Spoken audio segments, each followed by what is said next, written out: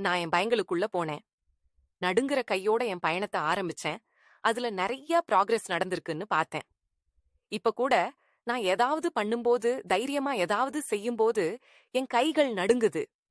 In fact எனக்கு எவ்வளவு அறிவு கிடைக்குதோ, எவ்வளவு விஷயங்களை என்னால அடையாளம் காண முடியுதோ அவ்வளவு கஷ்டமா ஆகுது. பாருங்க, நடுங்குற கையை பத்தியும் நீங்க கவலைப்பட தேவையில்லை. அப்புறம் எதிர்காலத்தை பற்றியும் கவலைப்பட வேண்டாம். உங்க உண்மை என்னங்கிறத பற்றி தான் கவலைப்படணும். சரிங்களா? ஏன்னா அது தன்னோட இடத்துல இருந்ததுன்னா, அது அதோட இடத்துல இருந்தா மற்ற விஷயங்கள் மேலே தானாவே கவனம் போகாது. அதுக்கப்புறம் கடந்த காலமும் எதிர்காலமும் ரெண்டுமே சக்தி இழந்து போயிடும். அதனால கடந்த காலம் என்னவா இருந்தது, எப்படி இருந்தது, நல்ல நினைவுகள், கெட்ட நினைவுகள், இதை பற்றியெல்லாம் நீங்க யோசிக்க வேண்டாம்.